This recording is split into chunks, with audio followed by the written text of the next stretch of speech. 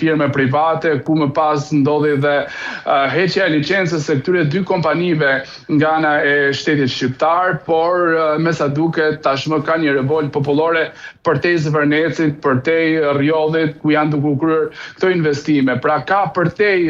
të gjitha këtyre investimeve, por partnersive të cilat me sa duket janë akumuluar të paktën prej 36 viteve nga kjo klasë politike, por tash të paktën gati 13 vite nga qeveria Rama që sipas qytetarëve shqiptar litari ju ka ardhur në gryk, pra nëse mund ta themi kështu, dhe nuk durojnë më dhe kanë kërkuar dorëheqjen e tij. Por gjatë ditës së sotme në fakt ka patur një reagim nga ana e kryeministrit, ai vazhdon të jetë i vendosur për investimet dhe ka dhe projekte të tjera të cilat sipas tij pritet që të zhvillojnë ekonominë e vendit shqiptar, por qytetarët shqiptar si nga ajo çfarë ne kemi parë, por edhe gjatë ditës së sotme dhe në vazhdim pritet që të pushtojnë rrugët e qytetit shqiptar, qyteteve shqiptare, nisur nga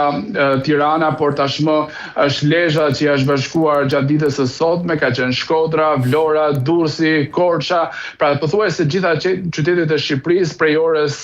18 marshojnë në rrugët e qyteteve të tyre përkatëse dhe kërkojnë një zëri largimin e kësaj klase politike dhe kryesisht kryeministrit në detyrë zotit Edi Rama. Ka pasur edhe një solidarizim të qytetarëve këtu në Kosovë për ambasadës së Shqipërisë